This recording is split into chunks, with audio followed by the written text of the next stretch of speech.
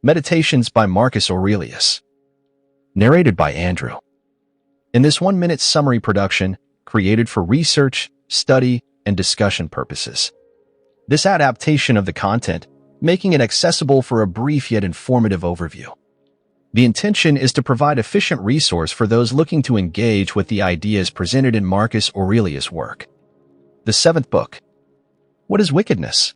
It is that which many time and often thou hast already seen and known in the world. And so oft as anything doth happen that might otherwise trouble thee, let this memento presently come to thy mind, that it is that which thou hast already often seen and known. Generally, above and below, thou shalt find but the same things. The very same things whereof ancient stories, middle-aged stories, and fresh stories are full, whereof towns are full, and houses full. There is nothing that is new. All things that are both usual and of little continuance. What fear is there that thy dogmata, or philosophical resolutions and conclusions, should become dead in thee, and lose their proper power and efficacy to make thee live happy? As long as those proper and correlative fancies and representations of things on which they mutually depend, which continually to stir up and revive is in thy power, are still kept fresh and alive, it is in my power concerning this thing that has happened, whatsoever it be, to conceit that which is right and true. If it be, why then am I troubled? Those things that are without my understanding are nothing to it at all, and that is it only, which doth properly concern me. Be always in this mind, and thou wilt be right. That which most men would think themselves most happy for, and would prefer before all things, if the gods would grant it unto them after their deaths. Thou mayst whilst thou livest grant unto thyself, to live again. See the things of the world again, as thou hast already seen them. For what is it else to live again? Public shows and solemnities with much pomp and vanity, stage plays, flocks and herds, conflicts and contentions, a bone thrown to a company of hungry curs, a bait for greedy fishes. The painfulness and continual burden-bearing of wretched ants, the running to and fro of terrified mice, little puppets drawn up and down with wires and nerves. These be the objects of the world. Among all these thou must stand steadfast, meekly affected, and free from all manner of indignation, with this right ratiocination and apprehension. That is the worth is of those things which a man doth affect, so is in very deed every man's worth more or less. Word after word, every one by itself, must the things that are spoken be conceived and understood, and so the things that are done, purpose after purpose, every one by itself likewise. And as in matter of purposes and actions, we must presently see what is the proper use and relation of every one. So of words must we be as ready to consider of every one what is the true meaning and signification of it according to truth and nature, however it be taken in common use. Is my reason and understanding sufficient for this, or no? If it be sufficient, without any private applause or public ostentation as of an instrument, which by nature I am provided of, I will make use of it for the work in hand, as of an instrument, which by nature I am provided of. If it be not, and that otherwise it belong not unto me particularly as a private duty, I will either give it over, and leave it to some other that can better effect it, or I will endeavor it. But with the help of some other, who with the joint help of my reason is able to bring somewhat to pass, that will now be seasonable and useful for the common good. For whatsoever I do either by myself, or with some other, the only thing that I must intend is that it be good and expedient for the public. For as for praise, consider how many who once were much commended are now already quite forgotten, yea, they that commended them, how even they themselves are long since dead and gone. Be not therefore ashamed, whensoever thou must use the help of others. For whatsoever it be that leeth upon thee to effect, thou must propose it unto thyself, as the scaling of walls is unto a soldier. And what if thou through either lameness or some other impediment art not able to reach unto the top of the battlements alone, which with the help of another thou mayst? Wilt thou therefore give it over, or go about it with less courage and alacrity, because thou canst not effect it all alone? Let not things future trouble thee. For if necessities so require that they come to pass, thou shalt be provided for them with the same reason, by which whatsoever is now present is made both tolerable and acceptable unto thee. All things are linked and knitted together, and the knot is sacred, neither is there anything in the world that is not kind and natural in regard of any other thing, or that hath not some kind of reference and natural correspondence with whatsoever is in the world besides.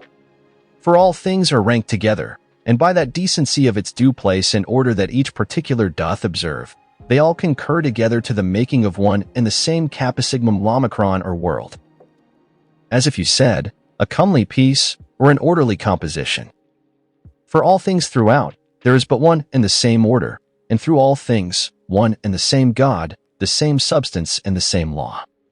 There is one common reason, and one common truth, that belongs unto all reasonable creatures, for neither is there save one perfection of all creatures that are of the same kind, and partakers of the same reason. Whatsoever is material doth soon vanish away into the common substance of the whole.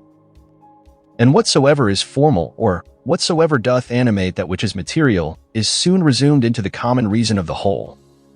And the fame and memory of anything is soon swallowed up by the general age and duration of the whole. To a reasonable creature, the same action is both according to nature and according to reason, straight of itself, not made straight. As several members in one body united, so are reasonable creatures in a body divided and dispersed, all made and prepared for one common operation. And this thou shalt apprehend the better, if thou shalt use thyself often to say to thyself, I am Mulam Omicron, or a member of the mass and body of reasonable substances. But if thou shalt say, I am Omicron, or a part, thou dost not yet love men from thy heart. The joy that thou takest in the exercise of bounty is not yet grounded upon a due ratiocination and right apprehension of the nature of things. Thou dost exercise it as yet upon this ground barely, as a thing convenient and fitting, not as doing good to thyself, when thou dost good unto others. Of things that are external, happen what will to that which can suffer by external accidents. Those things that suffer let them complain themselves, if they will. As for me, as long as I conceive no such thing, that which has happened is evil, I have no hurt. And it is in my power not to conceive any such thing. Whatsoever any man either doth or saith, thou must be good, not for any man's sake, but for thine own nature's sake. As if either gold, or the emerald, or purple, should ever be saying to themselves, whatsoever any man either doth or saith, I must still be an emerald, and I must keep my color. This may ever be my comfort and security. My understanding, that ruleth over all, will not of itself bring trouble and vexation upon itself. This I say, it will not put itself in any fear, it will not lead itself into any concupiscence. If it be in the power of any other to compel it to fear, or to grieve, it is free for him to use his power. But sure if itself do not of itself, through some false opinion or supposition incline itself to any such disposition, there is no fear. For as for the body, why should I make the grief of my body to be the grief of my mind? If that itself can either fear or complain, let it. But as for the soul, which indeed can only be truly sensible of either fear or grief, to which only it belongs according to its different imaginations and opinions, to admit of either of these, or of their contraries, thou mayst look to that thyself, that it suffer nothing. Induce her not to any such opinion or persuasion. The understanding is of itself sufficient unto itself, and needs not any other thing besides itself, and by consequent as it needs nothing. So neither can it be troubled or hindered by anything, if itself doth not trouble and hinder itself. What is epsilon delta alpha iota mu omicron alpha, or happiness, but gamma alpha theta delta alpha mu omega nu, or a good demon, or spirit? What then dost thou to hear, O opinion? By the gods I adjure thee, that thou get thee gone, as thou earnest, for I need thee not. Thou earnest indeed unto me according to thy ancient wonted manner. It is that all men have ever been subject unto. That thou camest, therefore I am not angry with thee, only begone, now that I have found thee what thou art. Is any man so foolish as to fear change, to which all things that once were not owe their being? And what is it that is more pleasing and more familiar to the nature of the universe? How couldst thou thyself use thy ordinary hot baths, should not the wood that heateth them first be changed? How couldst thou receive any nourishment from those things that thou hast eaten, if they should not be changed? Can anything else almost be brought to pass without change? How then dost not thou perceive, that for thee also, by death, to come to change, is a thing of the very same nature, and as necessary for the nature of the universe? Through the substance of the universe, as through a torrent pass all particular bodies, being all of the same nature. and all joint workers with the universe itself, as in one of our bodies so many members among themselves. How many such as Chrysippus, how many such as Socrates, how many such as Epictetus hath the age of the world long since swallowed up and devoured? Let this, be it either men or businesses, that thou hast occasion to think of, to the end that thy thoughts be not distracted and thy mind too earnestly set upon anything. Upon every such occasion presently come to thy mind. Of all my thoughts and cares, one only thing shall be the object, that I myself do nothing which to the proper constitution of man, neither in regard of the thing itself, or in regard of the manner, or of the time of doing, is contrary. The time when thou shalt have forgotten all things is at hand. And that time also is at hand, when thou thyself shalt be forgotten by all. Whilst thou art, apply thyself to that especially which unto man as he is a mart, is most proper and agreeable, and that is, for a man even to love them that transgress against him. This shall be, if at the same time that any such thing doth happen, thou call to mind that they are thy kinsmen, that it is through ignorance and against their wills that they sin. And that within a very short while after, both thou and he shall be no more.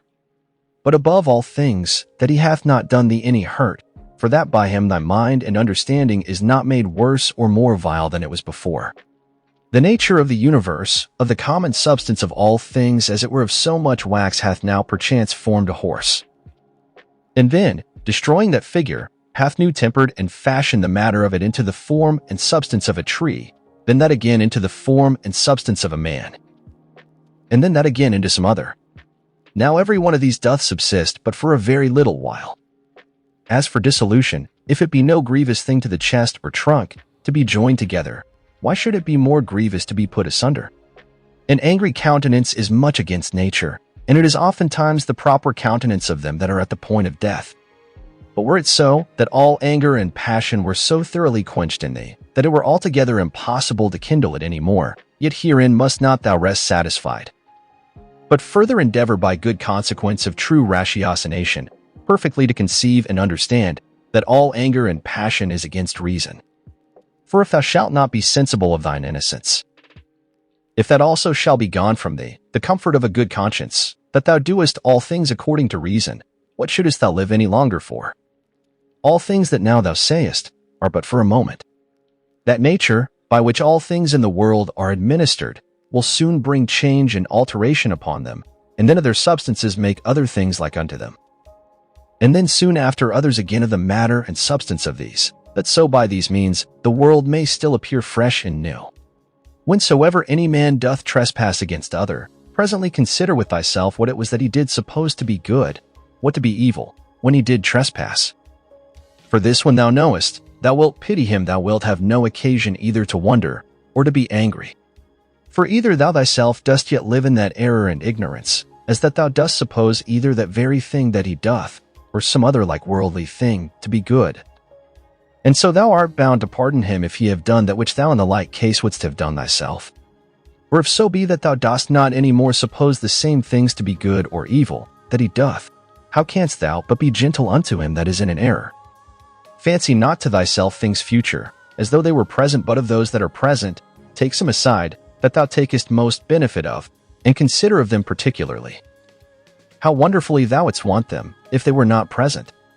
But take heed withal, lest that whilst thou dost settle thy contentment in things present, thou grow in time so to overprize them, as that the want of them should be a trouble and a vexation unto thee. Wind up thyself into thyself.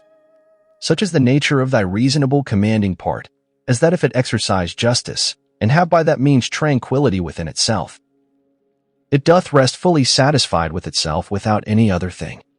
Wipe off all opinion, stay the force and violence of unreasonable lusts and affections, circumscribe the present time, examine whatsoever it be that has happened, either to thyself or to another. Divide all present objects, either in that which is formal or material, think of the last hour. That which thy neighbor hath committed, where the guilt of it lieth, there let it rest. Examine in order whatsoever is spoken. Let the mind penetrate both into the effects and into the causes.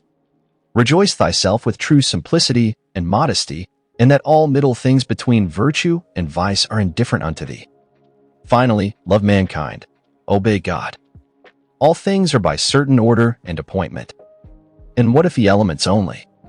It will suffice to remember that all things in general are by certain order and appointment, or if it be but few. And as concerning death, that either dispersion, or the atoms, or annihilation, or extinction, or translation will ensue. And as concerning pain, that which is intolerable is soon ended by death, and that which holds long must needs be tolerable. And that the mind in the meantime may by way of interclusion or interception, by stopping all manner of commerce and sympathy with the body, still retain its own tranquility. Thy understanding is not made worse by it. As for those parts that suffer, let them, if they can, declare their grief themselves. As for praise and commendation, view their mind and understanding, what estate they are in, what kind of things they fly, and what things they seek after. And that as in the seaside, whatsoever was before to be seen is by the continual succession of new heaps of sand cast up one upon another, soon hid and covered. So in this life, all former things by those which immediately succeed. Out of Plato. He then whose mind is endowed with true magnanimity, who hath accustomed himself to the contemplation both of all times, and of all things in general. Can this mortal life seem any great matter unto him? It is not possible, answered he. Then neither will such a one account death a grievous thing? By no means. Out of Antisthenes. It is a princely thing to do well, and to be ill spoken of. It is a shameful thing that the face should be subject unto the mind, to be put into what shape it will, and to be dressed by it as it will. And that the mind should not bestow so much care upon herself, as to fashion herself, and to dress herself as best becometh her. Out of several poets and comics. It will but little avail thee, to turn thine anger and indignation upon the things themselves that have fallen across unto thee. For as for them, they are not sensible of it. Thou shalt but make thyself a laughing-stock, both unto the gods and men. Our life is reaped like a ripe ear of corn, one is yet standing and another is down. But if so be that I and my children be neglected by the gods, there is some reason even for that. As long as right and equity is of my side. Not to lament with them, not to tremble. Out of Plato. My answer, full of justice and equity, should be this: thy speech is not right, O man. If thou supposest that he that is of any worth at all should apprehend either life or death as a matter of great hazard and danger, and should not make this rather his only care, to examine his own actions, whether just or unjust, whether actions of a good or of a wicked man. For thus in very truth stands the case, O ye men of Athens. What place or station soever a man either hath chosen to himself, judging it best for himself, or is by lawful authority put and settled in, therein do I think that he should continue, as one who feareth neither death, nor anything else, so much as he feareth to commit anything that is vicious and shameful. But, O noble sir, consider, I pray, whether true generosity and true happiness do not consist in somewhat else rather than in the preservation either of our or other men's lives. For it is not the part of a man that is a man indeed, to desire to live long or to make much of his life whilst he liveth, but rather will in these things wholly refer himself unto the gods, in believing that which every woman can tell him, that no man can escape death. The only thing that he takes thought and care for is this, that what time he liveth, he may live as well and as virtuously as he can possibly. To look about, and with the eyes to follow the course of the stars and planets as though thou wouldst run with them, and to mind perpetually the several changes of the elements one into another. For such fancies and imaginations help much to purge away the dross and filth of this our earthly life, etc. That also is a fine passage of Plato's, where he speaketh of worldly things in these words: Thou must also as from some higher place look down, as it were, upon the things of this world, as flocks, armies, husbandmen's labors, marriages, divorces, generations, deaths.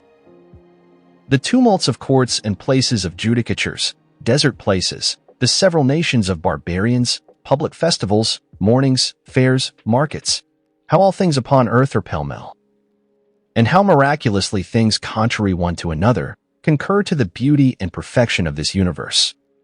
To look back upon things of former ages as upon the manifold changes and conversions of several monarchies and commonwealths. We may also foresee things future, for they shall all be of the same kind. Neither is it possible that they should leave the tune, or break the concert that is now begun, as it were, by these things that are now done and brought to pass in the world. It comes all to one therefore, whether a man be a spectator of the things of this life but 40 years, or whether he see them 10,000 years together, for what shall he see more? And as for those parts that came from the earth, they shall return unto the earth again. And those that came from heaven, they also shall return unto those heavenly places, whether it be a mere dissolution and unbinding of the manifold intricacies and entanglements of the confused atoms, or some such dispersion of the simple and incorruptible elements. With meats and drinks and divers charms, they seek to divert the channel, that they might not die. Yet must we needs endure that blast of wind that cometh from above, though we toil and labor never so much. He hath a stronger body, and is a better wrestler than I. What then? Is he more bountiful? Is he more modest? Doth he bear all adverse chances with more equanimity, or with his neighbor's offenses with more meekness and gentleness than I? Where the matter may be effected agreeably to that reason, which both unto the gods and men is common, there can be no just cause of grief or sorrow. For where the fruit and benefit of an action well begun and prosecuted according to the proper constitution of man may be reaped and obtained, or is sure and certain, it is against reason that any damage should there be suspected. In all places, and at all times, it is in thy power religiously to embrace whatsoever by God's appointment has happened unto thee, and justly to converse with those men whom thou hast to do with, and accurately to examine every fancy that presents itself, that nothing may slip and steal in, before thou hast rightly apprehended the true nature of it. Look not about upon other men's minds and understandings, but look right on forwards whither nature, both that of the universe, and those things that happen unto thee, and thine in particular, and those things that are done by thee, doth lead and direct thee. Now every one is bound to do that, which is consequent and agreeable to that end which by his true natural constitution he was ordained unto. As for all other things, they are ordained for the use of reasonable creatures, as in all things we see that that which is worse and inferior is made for that which is better. Reasonable creatures, they are ordained one for another. That therefore which is chief in every man's constitution is that he intend the common good. The second is that he yield not to any lusts and motions of the flesh.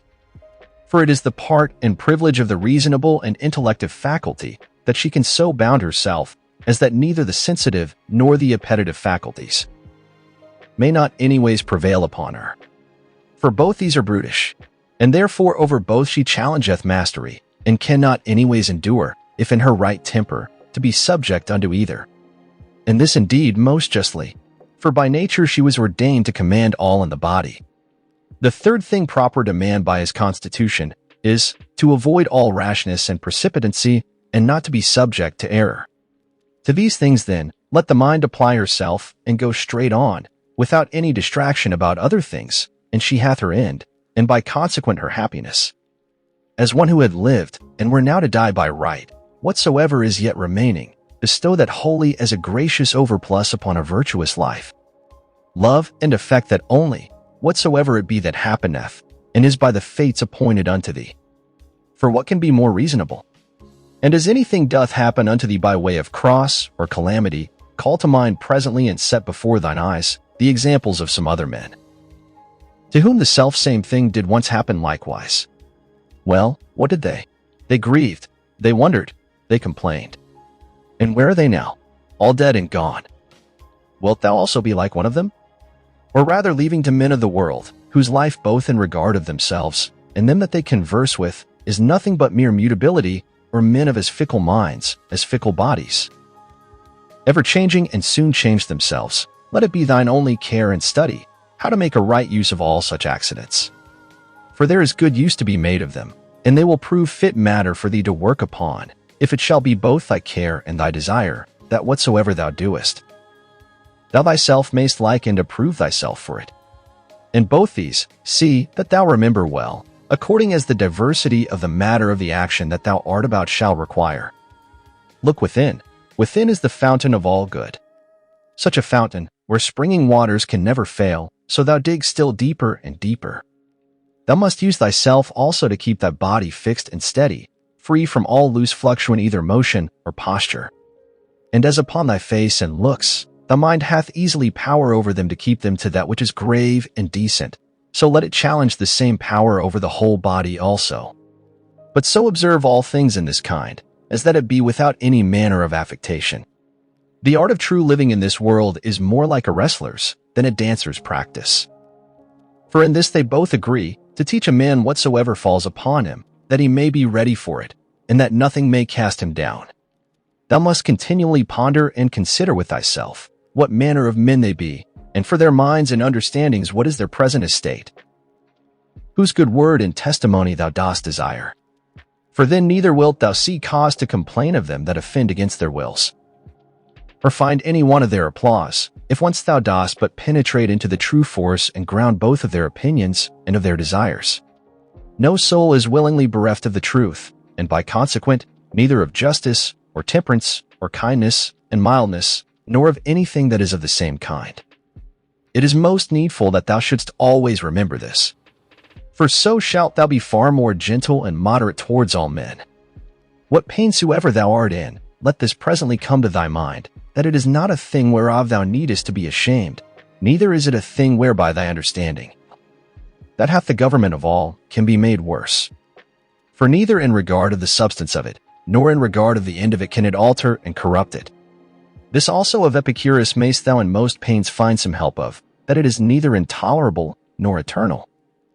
So thou keep thyself to the true bounds and limits of reason, and give not way to opinion. This also thou must consider, that many things there be, which oftentimes unsensibly trouble and vex thee, as not armed against them with patience. Because they go not ordinarily under the name of pains, which in very deed are of the same nature as pain. As to slumber unquietly, to suffer heat, to want appetite, when therefore any of these things make thee discontented, check thyself with these words, now hath pain given thee the foil. Thy courage hath failed thee. Take heed lest at any time thou stand so affected, though towards unnatural evil men, as ordinary men are commonly one towards another. How know we whether Socrates were so eminent indeed, and of so extraordinary a disposition? For that he died more gloriously, that he disputed with the sophists more subtlety, that he watched in the frost more assiduously, that being commanded to fetch innocent Salaminius, he refused to do it more generously, all this will not serve. Nor that he walked in the streets with much gravity and majesty, as was objected unto him by his adversaries. Which nevertheless a man may well doubt of, whether it were so or no, or, which above all the rest, if so be that it were true, a man would well consider of, whether commendable or discommendable. The thing therefore that we must inquire into, is this, what manner of soul Socrates had, whether his disposition was such, as that all that he stood upon, and sought after in this world, was barely this, that he might ever carry himself justly towards men, and holily towards the gods, neither vexing himself to no purpose at the wickedness of others, nor yet ever condescending to any man's evil fact, or evil intentions, through either fear or engagement of friendship. Whether of those things that happened unto him by God's appointment, he neither did wonder at any when it did happen, or thought it intolerable in the trial of it. And lastly, whether he never did suffer his mind to sympathize with the senses and affections of the body. For we must not think that nature hath so mixed and tempered it with the body, as that she hath not power to circumscribe herself, and by herself to intend her own ends and occasions. For it is a thing very possible, that a man should be a very divine man, and yet be altogether unknown. This thou must ever be mindful of, as of this also, that a man's true happiness doth consist in very few things. And that although thou dost despair, that thou shalt ever be a good either logician or naturalist, yet thou art never the further off by it from being either liberal, or modest, or charitable, or obedient unto God. Free from all compulsion and all cheerfulness and alacrity thou mayst run out thy time, though men should exclaim against thee never so much, and the wild beast should pull and sunder the poor members of thy pampered mass of flesh. For what in either of these or the like cases should hinder the mind to retain her own rest and tranquility, consisting both in the right judgment of those things that happen unto her, and in the ready use of all present matters and occasions? So that her judgment may say, to that which is befallen her by way of cross, this thou art in very deed, and according to thy true nature. Notwithstanding that in the judgment of opinion thou dost appear otherwise, and her discretion to the present object, thou art that, which I sought for. For whatsoever it be, that is now present, shall ever be embraced by me as a fit and seasonable object, both for my reasonable faculty, and for my sociable or charitable inclination to work upon. And that which is principal in this matter is that it may be referred either unto the praise of God or to the good of men. For either unto God or man, whatsoever it is that doth happen in the world hath in the ordinary course of nature its proper reference. Neither is there anything that in regard of nature is either new or reluctant and intractable, but all things both usual and easy. Then hath a man attained to the estate of perfection in his life and conversation, when he so spends every day as if it were his last day. Never hot and vehement in his affections, nor yet so cold and stupid as one that had no sense, and free from all manner of dissimulation. Can the gods, who are immortal, for the continuance of so many ages bear without indignation with such and so many sinners as have ever been, yet not only so, but also take such care for them, that they want nothing? And dost thou so grievously take on, as one that could bear with them no longer, thou that art but for a moment of time? Yea, thou that art one of those sinners thyself? A very ridiculous thing it is, that any man should dispense with vice and wickedness in himself, which is in his power to restrain, and should go about to suppress it in others, which is altogether impossible. What objects soever our reasonable and sociable faculty doth meet with, that affords nothing either for the satisfaction of reason, or for the practice of charity, she worthily doth think unworthy of herself. When thou hast done well, and another is benefited by thy action, must thou like a very fool look for a third thing besides, as that it may appear unto others also that thou hast done well, or that thou mayest in time receive one good turn for another? No man useth to be weary of that which is beneficial unto him, but every action according to nature is beneficial. Be not weary then of doing that which is beneficial unto thee, whilst it is so unto others. The nature of the universe did once certainly before it was created, whatsoever it hath done since, deliberate, and so resolve upon the creation of the world. Now since that time, whatsoever it is, that is and happens in the world, is either but a consequent of that one and first deliberation, or if so be that this ruling rational part of the world takes any thought and care of things particular, they are surely his reasonable and principal creatures, that are the proper object of his particular care and providence. This often thought upon will much conduce to thy tranquility. For more audiobook like this, hit the subscribe button and click on the notification bell so you get notified when we post a new audiobook. Thanks for listening.